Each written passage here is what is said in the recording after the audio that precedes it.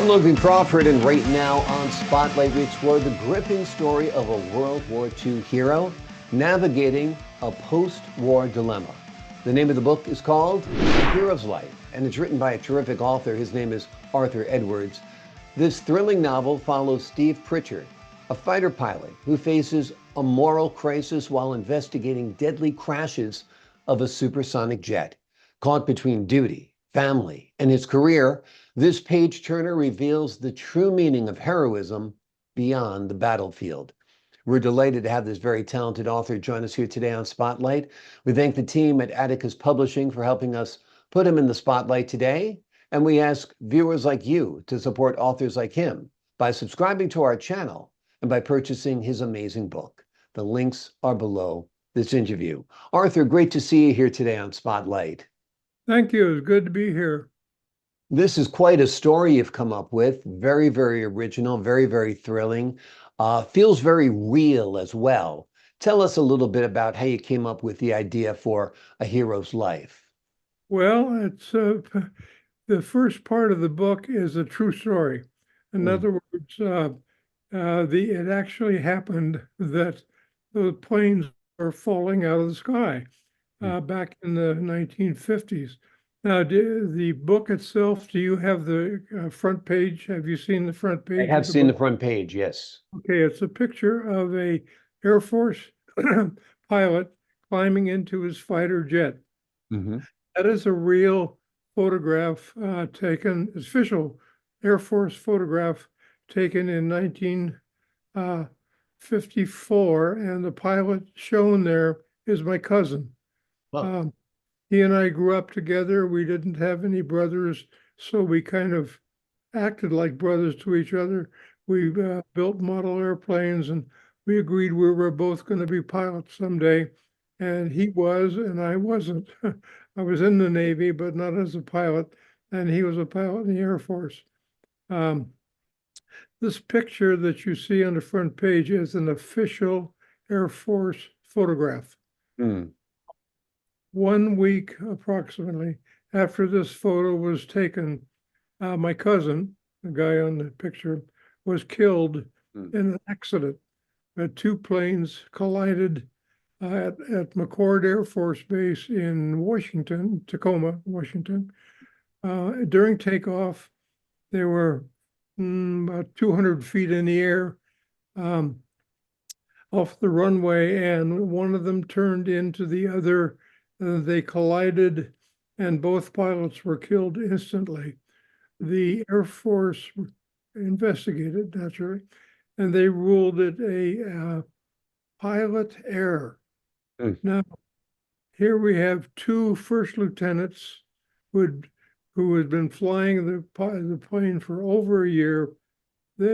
For one of them to turn into the other seemed to me to be a bunch of hogwash. That something was being covered up. Maybe there was a problem with the airplane or something, but I couldn't believe that, an experienced first lieutenant pilot would turn into the other one. So I began investigating and decided something needed to be done to save the reputation of these two pilots, especially my cousin. And I began to snoop around. My wife and I went to the Veterans Memorial Ground just east of Portland, Oregon, to visit my cousin's grave there. And I swore to him I was going to find out what caused this crash. And that got me, working on the project. And then one day I got a phone call. A guy here in Placerville, and the guy said, "Hey, I hear you're searching for F-86 problems." I said, "Yeah, I sure am." He said, "Well, I was a pilot on an F-86 in the Korean War, and let me tell you, that plane was the most dangerous plane to fly that the Air Force had, and the Air Force was keeping it under wraps, secret." He said, "You got to find out the problem." And he said, "I can't give you my name, but the problem has to do with slats." And he hung up.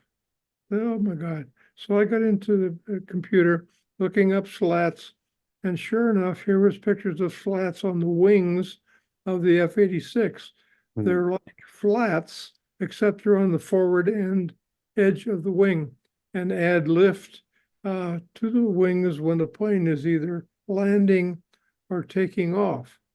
Now I'm getting near the problem.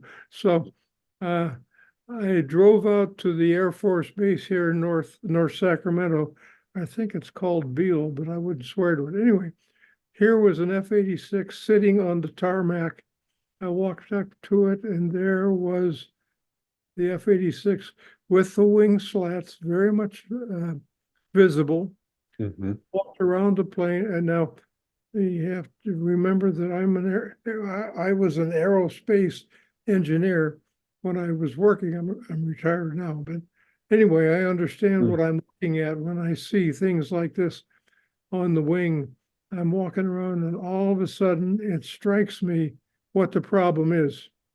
So I go running home, get at the computer, and I start writing the book based upon the real issues, but it's a fictional account, as you pointed out with your talk. I was trying to, make a nice book out of it that people would want to read, and that the folks would get the real reason for these problems that the planes had back in the 1950s. Amazing that this is based on a true story. It's a tragedy that you lost your cousin in this way to this basically military cover-up, because apparently the Air Force and the Army was aware of the issues with that craft. Well, let me expand on that just a minute, because as I got near the end of writing the story, it occurred to me that the Air Force actually had a good reason for keeping it under wraps, because at the time, the Russian MiG-17, I think, was the only supersonic plane on the enemy side. If we had taken the F-86 out of commission to fix it, which it needed, then the skies would have been ruled by the Russian MiG. And I can see the Air Force talking it over and saying, do we want to turn everything over to these MiGs? Yeah, we're going to lose a few good pilots in accidents, but the other side of the coin is, do we let the Russians rule the skies? So I imagine that went through their heads. Yeah. Why did you decide to do it as a novel as opposed to a work of nonfiction? Well, because I didn't know. Well, I knew what the problem was, and I knew what it would take to fix it just by looking at the plane, but I didn't know what North American had done or hadn't done or had done wrong. So I really had no basis for making it a nonfiction. I just had to make up a story that included, the goods and the bads and everything that happened, and make it sound, reasonable. But I just didn't have enough information to make a nonfiction out of it. Yep. Very, very interesting. Well, you did a great job by fictionalizing Sue's story. And like I said to you, it does feel very real. So the real elements of it are there. Have you envisioned this perhaps as a film? Oh, yes. I think it could be an excellent film. Yeah, there's a little bit of romance in it, not much. And those kinds of things can be expanded. It could be expanded a bit to make it more, I don't know, desirable. I gave a copy to a 90-year-old woman friend of mine to read. And when she finished, I asked her, I said, what do you think of my book? She said, oh, I really liked it, Art. But she said, there's one problem. I said, what's that? She said, there's not enough sex in it. That was a 90-year-old woman that said that. It kind of threw me. But yeah, those kinds of things could be, elaborated on a bit in the book. Exactly. A little bit more exciting, I think. Yeah, that's pretty amazing. What do you hope readers take away from your book?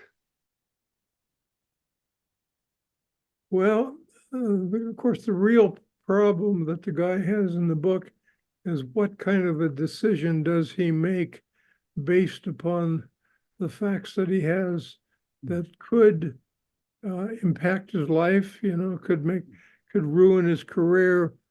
I was trying to get the reader to think about what he or she would do under similar circumstances when you're faced with a situation like that where you've got to spill the truth, so to speak, but it could, when you do so, it could be a very bad situation for you. And I think that most of us have that occur in our lives occasionally as we grow up and expand. So I think people should think about that and have kind of planned in advance, so to speak. What am I going to do what would I do in a situation like that? That's the main question of the book. Wonderful, wonderful. Well, it's provocative with its questions and it is thrilling with its action. The name of the book is A Hero's Life. It's written by Arthur Edwards. It follows a fighter pilot who faces a moral crisis while investigating a deadly crash of a supersonic jet, a series of them, as a matter of fact. Right. Caught between duty, family, and career, this page-turner of a book reveals the true meaning of heroism beyond the battlefield. And it is in part based on reality. It's based in part on the death of the author's cousin. And it takes a look at a fabled aircraft from World War II, the F-86. Arthur, thank you so much for joining us here today on Spotlight. Well, it's great to be here. I appreciate it. I just want to make one slight minor correction. The F-86 was in the Korean War, not World War II. Well, I appreciate that correction for sure. Thank you so much.